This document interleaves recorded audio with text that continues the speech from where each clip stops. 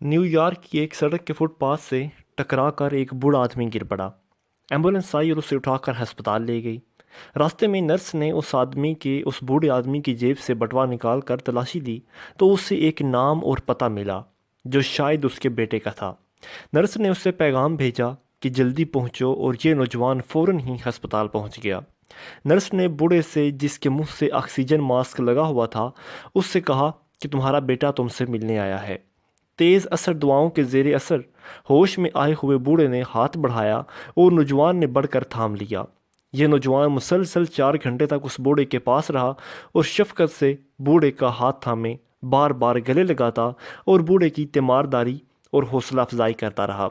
Nurse ने इस दौरान कई बार नौजवान से आराम करने या इधर उधर चल फिर लेने को भी कहा, मगर उसने इनकार किया और बूढ़े के पास मौजूद रहा।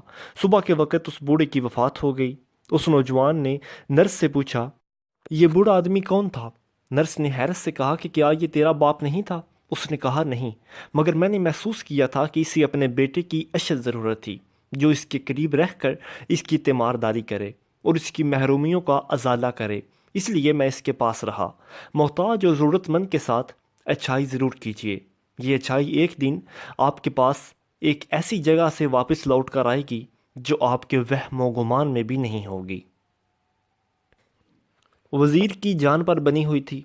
फ़कीर बात ही नहीं सुन रहा था। आखिर तवील मिन्नत समाजत के बाद फ़कीर ने सर उठाया। हाँ बोलो, क्या कहना है? वज़ीर ने हाथ जोड़े और बताना शुरू किया कि 1 महीना पहले हमारे बादशाह सलामत ने अचानक दरबार में एक सवाल उछाला कि कामयाब करदार के लिए तरबियत ज़्यादा कारआमद है या माहौल। मेरे एक अहम मनसब वज़ीर ने झट कहा कि आली जा, तरबियत। जबकि मैंने अजिल्लत में कहा कि जनाब, माहौल। माहौल तरबियत पर फोकियत रखता है। बादशाह सलामत ने हमारी तरफ रौनस से देखा और फरमाया कि तुम दोनों को अपना अपना जवाब अमली तौर पर साबित करना होगा। जो साबित ना कर सका उसका सर कलम कर दिया जाएगा और इसके लिए हमें 1 माह की मोहलत दी गई है। हम दोनों अपने जवाब की अमली ताबीर तलाशने में मसरूफ़ हैं। मैं सोच सोच के पागल होने के करीब था, मगर कुछ समझ में नहीं आ रहा था। 24 दिन बाकी और अचानक मेरे हम मनसब वज़ीर ने मेरी मौत के परवाने पर दस्तखत करते हुए दरबार में अपने जवाब को अमली तौर पर साबित करने की इजाज़त चाही। इजाज़त मिलने पर उसने दरबार में खड़े होकर ताली बजवा ली और ताली बजते ही एक ऐसा मंजर सामने आया कि बादशाह समेत तमाम अहले दरबार की सांसें सीने में अटक गईं। दरबार के एक दरवाजे से 10 बिल्लियाँ मुंह में प्लेटें लिए, जिनमें जलती हुई मोमबत्तियाँ थीं, एक कितार में खरामा खरामा चलती दरबार के दूसरे दरवाजे से निकल गईं। ना प्लेटें गिरी, ना मोमबत्तियाँ बुझीं। दरबार तारीफ़ और तौसीफ़ के नारों से गूंज उठा और मेरे हम मनसब ने बादशाह की तरफ देखा और बोला कि हुजूर, ये सब तरबियत ही है कि जिसने जानवर तक को इस दर्जे नज़्म व ज़ब्त का आदी बना दिया। बादशाह ने मेरी जानब देखा और मुझे अपनी मौत सामने नज़र आ रही थी। मैं दरबार से निकल आया, तभी एक शख्स ने आपका नाम लिया और मेरे मसले का हल आपके पास ही हो सकता है। मैं 2 दिन की मुसाफत के बाद यहाँ पहुँचा हूँ। दी गई मुद्दत में से 4 दिन बाकी हैं। अब मेरा फ़ैसला आपके हाथ में है। फ़कीर ने सर झुकाया और आहिस्ता से बोला कि वापस जाओ और बादशाह से कहो कि 30वें दिन तुम भरे दरबार में माहौल की अफादियत साबित करोगे, मगर मैं तो ये कभी ना कर सकूँगा। वज़ीर ने लाचारी से कहा, आखिरी दिन मैं खुद दरबार में आऊँगा। फ़कीर ने सर झुकाते हुए कहा। वज़ीर मायूसी और परेशानी की हालत में वापस दरबार चला आया। मुकर्ररा मुद्दत का आखिरी दिन था। दरबार खचाखच भरा हुआ था। वज़ीर का दिल ज़ोर ज़ोर से धड़क रहा था। सबकी नज़रें बार बार दरवाजे की तरफ उठती थीं कि अचानक एक मफलूकुल हाल सा शख्स अपना मुख्तसर सामान का थैला उठाए दरबार में दाखिल हुआ। बादशाह की तरफ देखा और बोला कि वक़्त कम है, मैंने वापस जाना है। इस वज़ीर से कहो कि तरबियत की अफादियत का सबूत दोबारा पेश करे। थोड़ी देर बाद ही दूसरे वज़ीर ने ताली बजाई और दोबारा वही मंजर पलटा। दरबार के दरवाजे से 10 बिल्लियाँ इसी कैफियत में चलती हुई सामने वाले दरवाजे की तरफ बढ़ने लगीं। सारा मजमा सांस से रोके ये मंजर देख रहा था। वज़ीर ने उम्मीद भरी निगाहों से फ़कीर की तरफ देखा कि जब बिल्लियाँ ऐन दरबार के दरमियान पहुँची तो फ़कीर आगे बढ़ा और उनके दरमियान जाके अपना थैला उलट दिया। थैले में से मोटे ताज़े चूहे निकले और दरबार में इधर उधर भागने लगे।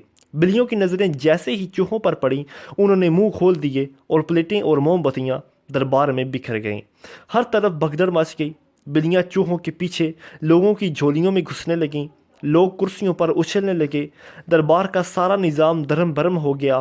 فقیر نے بادشاہ کی طرف دیکھا، بولا، آپ کسی جنس کی جیسی بھی اچھی تربیت کر لیں، اگر اس کے ساتھ اسے اچھا ماحول فراہم نہیں کریں گے تو تربیت کہیں نہ کہیں اپنا اثر کھو دے گی۔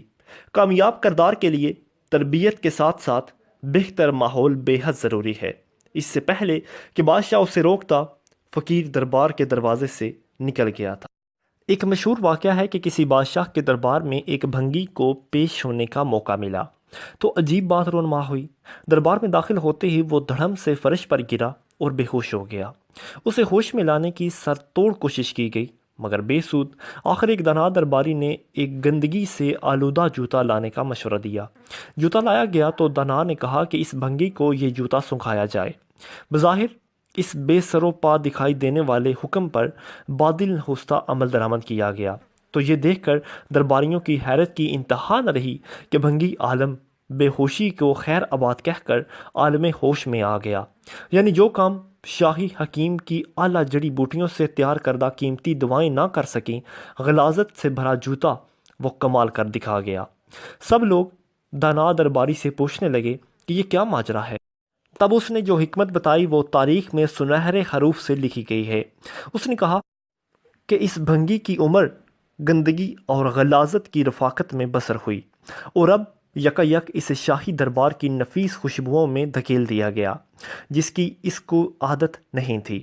چونکہ اس کی طبیعت میں اس نفاست کو قبول کرنے کی صلاحیت ہی نہ تھی تو یہ برداشت نہ کر سکا اور اپنے حواس کھو بیٹھا، اور جب اس کو اس کی طبیعت کے موافق ماحول دیا گیا تو فوراً اس کو قبول کرتے ہوئے وہ ہوش میں آ گیا۔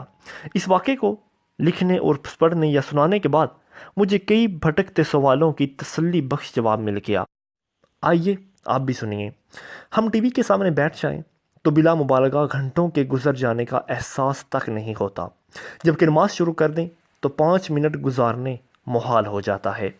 ناول پڑھنا شروع کریں تو لگاتار بہت سا ٹائم اسے پڑھنے میں گزر جاتا ہے، بے سہل معلوم ہوتا ہے، اور اگر تلاوت قرآن کی توفیق مل بھی جائے تو سر سے اتارنے کی کوشش ہوتی ہے۔ دین کی محفلوں میں شمولیت کا وقت نہیں ملتا، جبکہ بازاروں میں وقت کے گزرنے کا پتہ ہی نہیں چلتا۔ ایک طرف درباری اور دوسری طرف بھنگی، آخر ہمارا شمار کن میں ہے؟